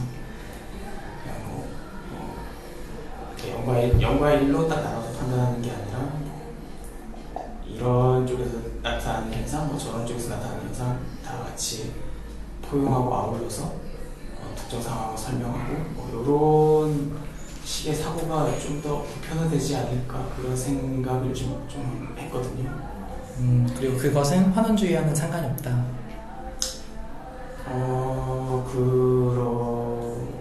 거기까지 생각 안 해봐서 그럴 것 같다는 생각이 살짝 들긴 해요. 생각을 안 해봐도 굉장히 허를 찔렸네요. 결국 저 또한 새로운 거대한 눈을 끌어서 포스트 모더니즘이라는 말을 하고 있던 이런 그렇죠. 논리적인 단어 표현이 그러네요. 그럴 수 있겠네요. 네. 그게 되려면은 진짜 나는 모른다라는 의식이 되게 다 갖춰져야 될 것 같아요. 그거를 인정하기가. 근데 그런 게 그렇죠. 어렵죠. 이미 우리가 실존하는 것 자체가 어떤 불안 위에 서 있는데. 그러니까 이게 뭐 세계 전체를 놓고 보면 나는 모른다라는 관점을 갖기 쉬운데 개개인의 관계 속에서 상대적인 관계 속에서 나는 모른다라는 입장을 취하기가 생각보다 어려울 것 같아요. 어렵죠. 그렇죠. 맞아요. 어딘가 기댈 때가 항상 필요할 수도 있겠다. 항상 모른 채로 살아간다는 느낌을 가지고 있어야 되는 거죠. 네, 결국은 그렇죠. 쉽지는 않죠. 어떤 입장에서는. 사실은 이제 그렇게 기댈 수 있는 도구가 종교거든요. 그렇죠. 그게 나는 모른다, 신만이 알고 있다. 그런 거기도 하고, 그러니까 진리다, 이게 진리기 때문이라기보다는 그냥 내가 진리라는 걸 믿겠다라는 태도이기 때문에 그렇게 의지를 한다면 사실은 가능은 한데 하지만 우리는 합리적이지 않으면 받아들이지 않는 세계를 살기 때문에 아무튼 그렇습니다. 재밌네요. 재밌는 얘기를 잘 나눴고 벌써 10시를 향해 가고 있어서 아마 오늘은 챕터 1을 다 할 수 있을까? 여기 끝 아니에요? 이게 단 거 아니에요? 예, 여기까지가 챕터 1이 끝인데 네. 이게 지금 챕터 2, 3, 4 이렇게 있는 거야? 네네 4까지를 준비했는데 1만 준비를 발표를 마치는 건 좀 근데 뭐 속도를 빨리 나가는 것보다 지금 너무 좋았던 것 같아요. 이런 생각을 각자 어떻게 생각하고 있는지 네. 그런 부분에 대해서 어떤 상상력을 발휘할 수 있는지 어떻게 보면 해본 것 같아서 좋은 것 같아요. 네. 챕터 1만 한 것도 좋다. 네, 알겠습니다. 그래서 이 저자의 의견과는 크게 상관없는 얘기요. 우리가 끊겼나요? 이야기를 나눠봤고요. 환원주의에 대한 깊은 어떤 통찰과 논의가 있었습니다. 그래서 이제 다시 본론으로 돌아가자면, 그러니까 주장하는 건 이거예요. 내가 연구하고 있는 네트워크 과학이라는 건 중요하다. 왜 중요하냐면 개별자들은 기존의 학문들로 접근해서 이해할 수 있지만 그것들이 이루고 있는 복잡성을 이해하기 위해서 새로운 학문이 필요하고, 네, 그래서 그것을 이해할 수 있는 학문은 네트워크 과학이다, 이런 얘기를 하고 있는 겁니다. 여기 지금 환원론에 반대되는 용어가 뭐예요? 탈환원론이라고 해야 되나? 제가 그 용어를 잘 모르겠네요. 네, 뭐가 딱 똑부러진 게 있으면 모르겠는데, 그러니까 장하성 교수님께서는 다원주의라는 용어를 사실은 반대되는 용어로서 사용을 하셨는데 좀 다르죠. 환원주의의 어떤 그 반대하고는 조금은 다른데, 네, 사실은 이제 환원주의를 탈피한 후에 뒤따라오는 당위가 다원주의인 거고, 환원주의의 반대라는 거는 글쎄요, 뭐라고 말해야 될까요? 포스트 환원주의라고 말해야 될까요? 네, 한번 알아보겠습니다. 네. 그래서 네트워크가 무엇이냐? 네트워크라는 건 결국에는 뭔가 연결된 객체들의 집합, 연결된 대상들의 집합이에요, 단순히. 그러니까 여기는 그러니까 두 가지 개념이 있는 거죠. 일단 첫 번째, 뭔가가 개별적인 무언가 요소들이 많아야 된다. 그 다음에 그들이 적당히 연결돼서 상호작용을 하고 있어야 된다. 이 조건만 갖춰지면 다 네트워크라고 부를 수 있는 거예요, 저희가. 그래서 이제 뭐 통신망 네트워크가 있고요. 그 다음에 저희 월드와이드웹. 요즘 젊은 사람들은 www가 뭐의 약자인지 모른다는 충격적인 얘기를 들었는데 심지어 그 인터넷 창 접속할 때 www를 안 쓰기 때문에 왜 쓰는지 물어보는 사람들이 많다는 얘기를 듣고 충격을 받았는데, 네, 월드와이드웹도 네트워크고 두뇌도 말씀드린 것처럼 두뇌뿐만 아니라 모든 신경 연결망이라는 게 네트워크이고요. 우리 지금 한때 유행했던, 사실 지금도 유행하고 있는 그 알파고, 네, 그게 이제 우리 두뇌 신경망을 어떤 그 모사한 거거든요, 전산적으로. 그것도 네트워크이에요. 네. 뉴럴 네트워크, 그러니까 아티피셜 뉴럴 네트워크, 인공신경망 학습 이렇게 부르고요. 네, 그것도 여기서 요즘 많이 핫한 주제고, 무역관계 네트워크고, 지금 가장 중요한 링크인 중국과 미국의 연결고리를 트럼프가 끊으려고 하고 있죠. 네, 그러면 이제 아무래도 한국은 저 먼 길로 갈 가능성이 커서 굉장히 불안한데, 네, 그것도 네트워크고, 여러 가지가 지금 이제, 네, 많은 것들이 네트워크입니다. 그것도 한번 들어보고 싶네요. 왜 미국과의 단절이, 우리나라에게 미국과 중국의 단절이 어떤 파생을 줄지. 얼핏 그럴 것 같긴 하지만 사실 뭐 때문에라는 걸 하나하나 이렇게 짚어보는 것도 도움이 될 것 같아요. 그러니까 제가 어떤 그 카페벤의 가맹점인데 소비자들이 본사에 대해 불매운동을 하는 거죠. 그런 느낌이죠. 저희가 중국으로부터 사서 미국으로 파는데 싸고 있으니까. 어쨌든 네, 그렇습니다. 그래서 사실 이 네트워크라는 개념은 되게 오래된 개념이에요. 그러니까 처음으로 뭐랄까 네트워크에 대해서 어떤 그 분석을 시도했다, 어떤 학문적 접근을 시도했다라고 볼 수 있는 첫 번째 사례라는 게 대략적으로 한 1736년쯤에 그 이름도 유명한 오일러라는 수학자가 그 무슨 문제를 풀어보냐면, 그러니까 거기 그 사람이 살던 동네에 섬이 있는데 7개인가 이렇게 섬이 있고 그 섬들을 연결하는 다리들이 이렇게 놓여 있었어요. 근데 어떤 사람이 이런 질문을 했대요.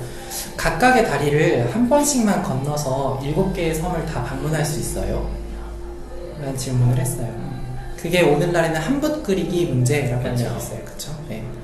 그래서 그거를 이제 처음으로 수학적으로 접근한 게 오일러고, 지금 혹시 아시는지 모르겠지만 한붓 그리기가 가능한지 불가능한지는 그죠? 홀수점과 네, 짝수점. 홀수점과 짝수점의 개수를 세서 짝수점이 2개면 가능하죠. 혹은 모든 게 홀수점이거나 홀수점이 2개. 홀수점이 짝수점. 홀수점이 2개거나 모든 게 짝수점이거나. 네, 맞아요. 그러면 가능하다는 게 알려져 있고, 그게 이제 오일러가 푼 문제예요. 네, 수학적으로 그렇다. 맞다. 네.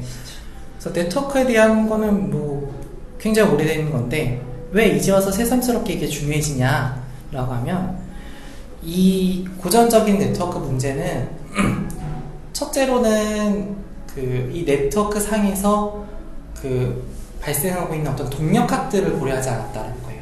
기존의 네트워크들을 공부하는 문제들은 어떤 네트워크가 있으면은 여기서 뭐 한부 그리기가 가능하냐, 혹은 뭐 어떤 선들이 있으면 선과 면과 뭐 그런 것들의 관계가 어떻게 되냐, 선이 몇 개면 면이 몇 개가 생기고 막 이런 것들, 그런 관계니까 어떤 정적으로 어떤 완성된 네트워크 상에서 그 안에 있는 어떤 수학적인 성질들, 그런 것들에만 관심을 가졌지, 이 안에서 갑자기 내가 점 하나를 없앴을 때 그럼 이 네트워크의 전체적인 성질이 어떻게 변할까?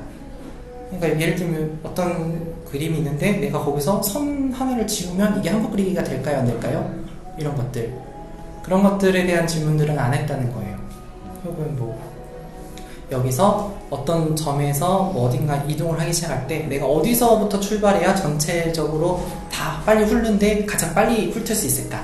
뭐 이런 질문들이라든가 그런 것들. 근데 그게 오늘날에는 굉장히 중요해졌다는 거죠. 우리 코로나 사태만 봐도, 그러니까 누가 감염되는 걸 차단해야, 혹은 이제 우리가 네트워크가 지금 구조가 계속 바뀌고 있는데, 예를 들면 등교를 시키는 순간 어떤 연결고리가 확 생기는 거잖아요. 그렇죠. 학교라는 걸 중심으로.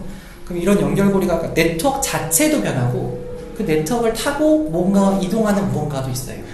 그럼 이 네트워크 자체도 변하고 그 네트워크를 타고 왔다 갔다 하는 바이러스 뭐 이런 것들이 있을 때, 그런 동력학적인 현상들이 어떻게 발현되는가에 대한 연구가 없었다는 거예요. 그럼 네트워크 과학은 뭐냐면 이런 것들을 다루겠다라는 거죠. 우리가 네트워크라는 게 성장해 나갈 때 어떤 성질을 가지게 될까? 그 다음에 네트워크가 어떤 성질일 때 그 안에서 어떤 동력학들이 어떻게 그 양상을 가지고 현상들을 보일까? 네. 그런 걸 보겠다. 그래서 기존에 어떤 수학에서 다루던, 그러니까 수학에서는 그래프 이론이라는 용어를 쓰는데요. 이거 그러니까 네트워크를 그래프라고 불러요, 수학에서. 이게 딱 그림 하나 그려놓고 고정되어 있는. 그래서 그런 그래프를 연구를 하는 학문이었다면, 지금은 이제는 네트워크 자체도 움직이고 그 위에서 무언가가 동력학이 일어나고 있는 걸 다루겠다. 네. 그리고 그래서 왜 이 사람이 이제 그런 거에 관심을 가졌냐면, 싱크로나이제이션이라는 게 있어요. 그러니까 뭐냐면 동기화, 우리나라 말로 하자면, 그러니까 뭐냐면 예를 들면, 그러니까 주로 많이 예로 드는 게 어디 강에 가면 반딧불이들이 있는데, 반딧불이들이 그럼 나무에 붙어서 이제 반짝반짝 할 거잖아요. 근데 걔네가 어떻게 반짝반짝거리냐면 동시에 켜졌다 동시에 꺼졌다 한대요. 그러면은 이게 한편으로는 재밌으면서 좀 의구심이 들죠. 왜냐면 자연스럽게 생각할 수 있는 거는 그냥 각자 마음대로 반짝반짝 하는 거잖아요. 그렇죠? 근데 얘네가 갑자기 전체가 커졌다 작아졌다 하는 거는, 그렇다면 뭔가 이거를 전체적으로 지휘하는 무언가가 있나? 라고 생각을 해보면 특별히 그런 것 같지도 않고, 그런 정도로 지적 능력이 큰 것 같지도 않고, 그렇죠? 그렇다면 그러니까 얘네가 어떠한 그런 상호작용을 통해서 얘네가 전체가 다 켜졌다 전체가 다 꺼지는 일이 벌어지는 걸까? 어떤 조건에서 벌어지는 걸까? 그 다음에 우리가 아무리 봐도 얘네들이 어디서 멀리서 이렇게 전체를 조망하고 보면서 쟤네가 이때 켜지네, 나도 켜져야겠다라고 하는 게 아니고, 사실 이 벌레들은 내 주변만 볼 수 있잖아요. 그러니까 내 주변만 보고서 뭔가 내가 반응을 하는데, 그것이 전체적으로 봤을 때 전체적인 조화를 이루는 것, 그러니까 이런 것들이 어떻게 벌어질까? 그러니까 나의 상호작용이라는 건 굉장히 지형적인데, 국소적인데 반해 어떻게 이렇게 전반적인 전체적인 어떤 현상들이 벌어질 수 있을까? 네, 이런 문제에 있어서 많이 연구가 되고 있는 분야예요. 실험해봤을 것 같은데. 네, 실험도 하고. 근데 이제 이분이 그 이런 연구를 진행을 하면서 실제로 이제 그 귀뚜라미들이 우는 것도 이렇게 딱 이게 서로 맞아서 이렇게 귀뚤 이렇게 한대요. 이렇게 귀뚤 이렇게 엇박을 누가 넣는 게 아니고 다 같이 귀뚤하고 운대요. 그래서 어느 부분에서 나는 왜 귀뚜라미가 귀뚜리라고 부르는지 모르겠어요. 아 물론 매미도 매매하고 있진 않지만 개구리도 개굴개굴하고 있지 않지만 그렇죠. 네. 아무튼 그러니까 치자면 음성어기 때문에 귀뚤하고 운다라고 치자면 네. 그러니까 다들 똑같이 도쏠 이러지 누구는 갑자기 도솔 이렇게 하지 않는다는 그렇죠, 거예요. 그렇죠. 그러니까 그걸 이것도 일종의 그래서 동기화고 얘들 소리를 들어도 멀리 있는 애들 소리는 못 듣고 가까이 있는 애들 소리만 들으면서 반응하는 걸 텐데 이게 어떻게 갑자기 전체적으로 다 똑같이 올 수 있을까? 이런 이제 연구를 하려다 보니까 결국 이 귀뚜라미들이 어떻게 상호작용하는지를 상호작용하는 구조를 먼저 이해해야 되겠다라는 생각을 한 거예요. 이거는 그렇죠? 그러니까 이게 탈환원주의를 한 거죠. 귀뚜라미를 열심히 분석해서 얘네가 어디까지를 들을 수 있나, 뭐 아니면 소리가 어느 정도 떨어져야 작게 들리는가, 뭐 이런 걸 보는 게 아니고 전체적인 구조의 답이 있지 않을까? 네, 그래서 이제 네트워크라는 걸 연구하게 됐다. 그래서 이 이후로 사실 이제 동기화 얘기는 그렇게 중요하게 다뤄지지 않습니다. 네, 그래서 이제 이게 너무 깨지기 쉬운 논리인 것 같아.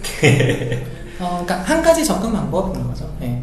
실제로 그냥 단순하게 생각했을 때 네. 아까 얘기했던 반딧불이도 어떤 그냥 환경의 영향을 받았을 확률이 높다라는 생각이 들고 그 환경 어디 통안에 가둬놓는다거나 그런 환경을 바꿔버리면 다르게 할 것 같다라는 이건 뭐 실험 결과 있을 것 같은데 다르게 했을 거라는 생각이 들고 귀뚜라미 같은 경우도 또 주말 농장하고 뭐 이러다 보니까 많이 만나요.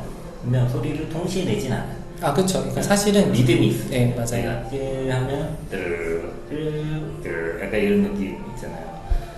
그래서 그것도 뭔가 일반적이다라고 보기면 너무 깨지기 쉬운 일이고. 그렇죠. 사실 이렇게 그 설명하기 좋게 포장을 해서 설명해서 깨지는 경우도 많고 그러니까 그런 것들이 다 궁금한 거예요. 어떤 조건에서 깨질까? 어떤 경우는 심지어 그 하모니를 이뤘다가 동기화를 이뤘다가 갑자기 동기화가 풀어져요. 그러다가 또 조금 시간이 지나면 동기화가 이루어지고 이런 경우도 있고 갑자기 어느 지역적으로는 동기화가 돼 있는데 주변적으로는 동기화가 안 돼 있거든요. 여러 가지 복잡한 것도 있거든요. 그런 것들을 이제 이해하려는 연구들이 많이 있어요. 대단한 것 같아요. 그걸 보고 그걸 일반화시키려고 생각해 본다는 게. 네. 과학자들은 정말 미치광이들이. 네. 보편 원리라는 거에 미쳐있기 때문에 이게 보편적인 원리가 있을 거야. 이런 걸 너무 찾고 싶어하는 사람들이기 때문에 네, 그런 연구들이 있습니다. 그런 거 연구비를 대주는 사람들도 고마우신 분들이 계십니다. 그렇고 그래서 이제 토폴로지라는 단어가 등장해요. 이게 어떤 그 위상학? 뭐 위상? 이렇게 번역을 하면 사실은 이제 일본어 느낌이 나는데 그러니까 구조 뭐 이런 거예요. 구조적 특성 그런 건데 그래서 네트워크 안에 있는 어떤 서로의 상호작용 간의 어떤 구조적 특성이 중요할 수 있을 것 같아 이런 생각을 하게 된 거고 근데 그런 걸 공부를 한 게 수학자들은 그동안의 그래프 이론에서는 너무 단순하게 연구를 했어. 새로운 분야를 개척할 수밖에 없겠다. 그래서 네트워크 과학이라는 걸 연구를 하기 시작했고 그로부터 이제 새로운 과학이 탄생했다라는 거죠. 네. 그래서 이제 이분이 그 옛날에 아버지가 이런 말을 하셨었대요. 6단계만 거치면 그러니까 내 친구면 1단계, 친구의 친구는 2단계, 친구의 친구의 친구는 3단계 이런 방식으로 6단계만 거치면 누구든 미국 대통령과 만난다. 뭐 이런 얘기를 옛날에 아버님께서 하셨대요. 그래서 그게 번뜩 떠오르면서 우리의 어떤 그 인간관계 구조 혹은 이 귀뚜라미들의 구조라는 게 물리적 거리는 멀어도 이 연결 구조를 보면 실제로는 가까울 수도 있겠다. 그러니까 내 귀뚜라미가 나는 내 옆에 귀뚜라미만 듣고 있지만 그 옆에 귀뚜라미가 옆에 귀뚜라미를 듣고 있는 거를 이렇게 연결해 나가면 한 4단계, 5단계면 전체를 다 연결할 수 있는 그런 단순한 연결 구조이지 않을까? 그런 가능성이 있을 수 있지 않을까? 또 실제로 우리의 어떤 인간관계 네트워크 구조도 그런 구조가 아닐까? 뭐 이런 생각을 한 거예요. 그래서 이 문제를 작은 세상 문제라고 불러요. 그리고 실제로 이런 궁금증을 가지고 옛날에 밀그램이라는 사람이 실험을 했대요. 그래서 이 사람이 실험을 한 방식은 뭐냐면 어떤 그 대학에 그러니까 어떻게 했지? 그러니까 쉽게 말하자면 그 자기는 이제 미국 동부에 있는데 서부에 있는 사람한테 그 편지를 줘요. 이 편지는 영국에서부터 시작했으면 그래서 이 편지가 동부에 있는 어떤 사람한테 도착하도록 당신이 생각하기에 이 사람을 가장 잘 알고 있다는 사람한테 이 편지를 보내주세요. 그럼 이제 그 편지를 받은 사람도 영국에서부터 출발해서 나한테 왔는데 이 사람한테 가야 되는구나. 그럼 또 편지를 보내는 거예요. 자기한테 아는 사람. 그럼 실제로 이제 어떤 연결 몇 단계를 거쳐서 이 사람에게 왔는지가 이제 세지잖아요. 그래서 그런 실험을 했는데 몇 단계 정도 걸렸을까요? 대략 예상을 한번 해보시면. 그러니까 미국이에요, 미국. 엄청 넓어요. 동부에서 서부. 네. 중간에 사막도 건너야 되고. 그렇게 생각해봤을 때 얼마 정도 걸릴 것 같아요? 편지가 이제 뭐 모바일이 아닌 거죠? 네네. 그렇죠. 네. 우편으로. 네네. 이게 90년대 이루어진 실험이에요. 90년대. 네. 얼마나 걸렸어? 5-6번 걸리지 않았을까?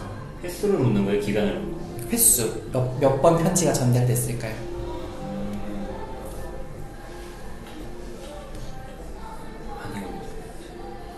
한 30번? 30번 6번.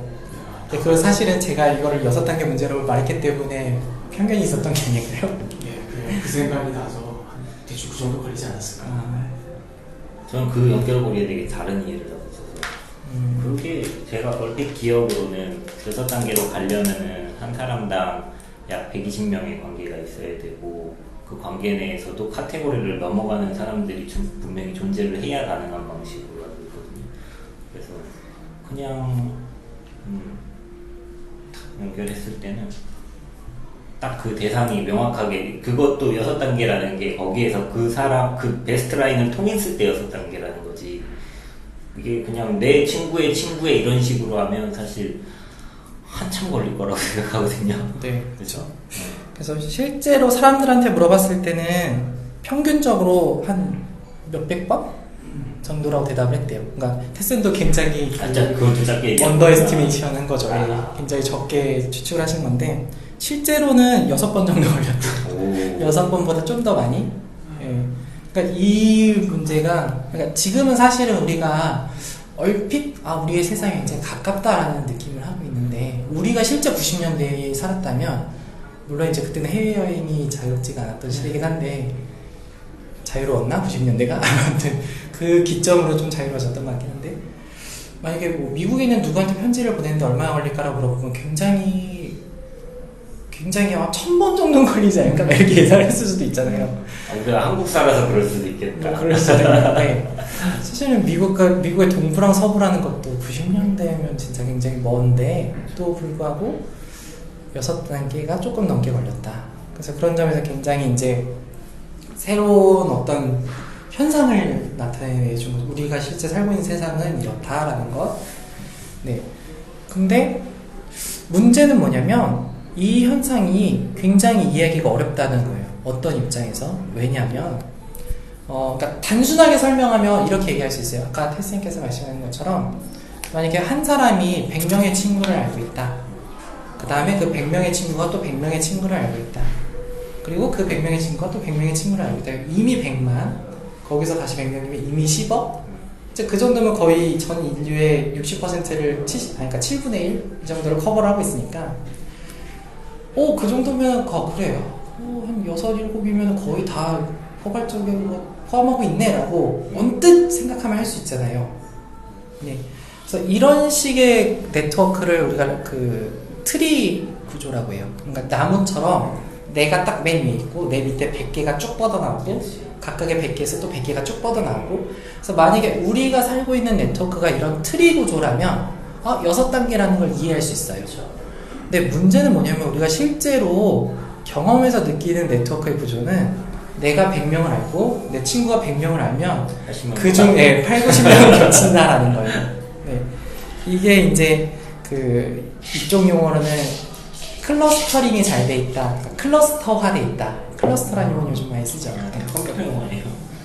뭐 컴퓨터에서도 많이 쓰고, 그러니까 클러스터를 뭐라고 번역해야 될지 잘 모르겠는데, 그러니까 그 그룹도 영어지만 그룹화돼 있다. 네. 그러니까 실제로는 우리가 살고 있는 어떤 인간관계들을 보면 굉장히 그룹화돼 있어요.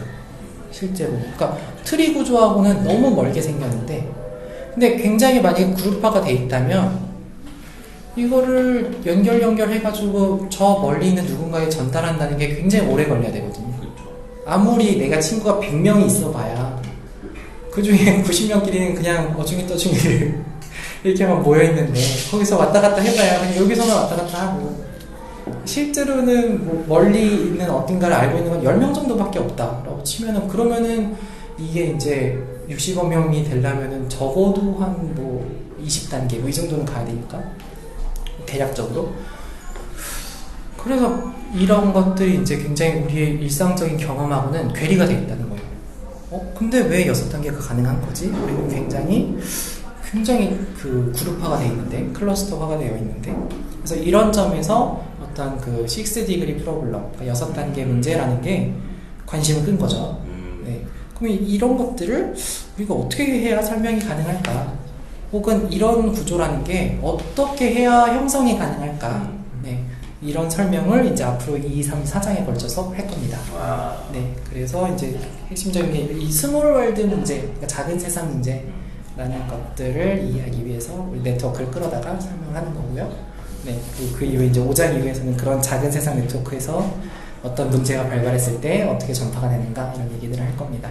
네, 그래서 오늘 일단 1장에서 낚시를 던지고 이제 미끼를 물어버리면 물어버렸어. 네. 궁금해져, 너무 궁금해져 버렸어.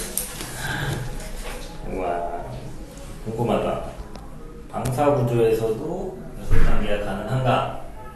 굉장히 이제 그룹화가 돼 있는 구조에서 어떻게 해야 6단계가 가능할까? 그러니까 이제 그런 네트워크가 어떻게 해야 형성이 될까? 그러니까 우리는 이렇게 친구의 친구가 친구기도 하면서 6단계면 연결되는 인간관계를 만들 거야 라는 우리의 의지로 만든 게 아니잖아요. 그렇죠. 근데 어떻게 해서 우리가 어떻게 하다 보니 이런 인간관계 네트워크가 만들어졌는데, 그럼 왜 이렇게 만들어졌을까? 그거를 설명할 수 있는 보편 원리가 뭘까? 보편 원리를 알고 싶다. 사회 교육이나 이제 지역적 특성일 것 같은데, 만약에 이게 영향력을 많이 준다고 생각하면, 그냥 단적으로 생각했을 때 정치적으로 이용할 수 있을 것 같다는 생각이. 사실은 정치에서 당연히 관심이 있고, 정책 추진을 예를 들어서 한 지역이 있으면 그 중에 어떤 방식으로든 일부를 한 10%, 20%를 뽑아서 클러스터화 돼 있는 데서 일부를 뽑아서 강제적으로 좀 다른 곳을 경험하게끔 만들어버리면. 일부러 이렇게 만들기 위해. 그러니까 지금은 그냥 자연스럽게 내버려두잖아요. 그러니까 자연히 친분을 위해서 근처 사람들로 붙이고 이렇게 되는 건데, 그 적응 시간이나 클러스터를 구조화되는 기간이 어느 정도 일정하다면 그 기간만큼 일부러 파생을 시켰다가 비용 지원을 하든지 아니면 뭐 어떤 주거 지원을 하든지 해가지고 파생을 시켰다가 돌아오게 되면 세계화 인재를 키우는데 혹은 커뮤니티를 만드는데 엄청나게 도움이 되지 않을까. 그렇죠. 예, 이걸 잘 알면, 그러니까 긍정적인 입장에서 단계를 6단계가 아니라 더 줄여서 3단계에 할 수 있도록 뭔가 정리할 수도 있고, 혹은 뭐 제가 김정은이라면 이 원리를 이해하면 어떻게 해야 관계를 단절시킬 수 있을까? 어떻게 해야 북한에 있는 사람이 남한 사람 만나려면 1000단계를 거치도록 할 수 있을까? 그런 걸 할 수도 있고, 사실 산업적인 측면에서 이제 바이럴 마케팅이 좀 많이 문제가 됐죠. 네, 그런 쪽에서 사실 이런 걸 많이 이용을 하죠. 네. 그러니까 소셜 네트워크를 이용해서 그쪽 구조를 통해서도 할 수도 있고, 여러 가지로 사실은 이제 오늘날에 와서는 뭐 많이 연구가 이미 이해가 됐고 된 주제예요. 네, 어떤 입장에서 이것도 굉장히 옛날 책이기 때문에. 네, 잘 들었습니다. 네, 감사합니다.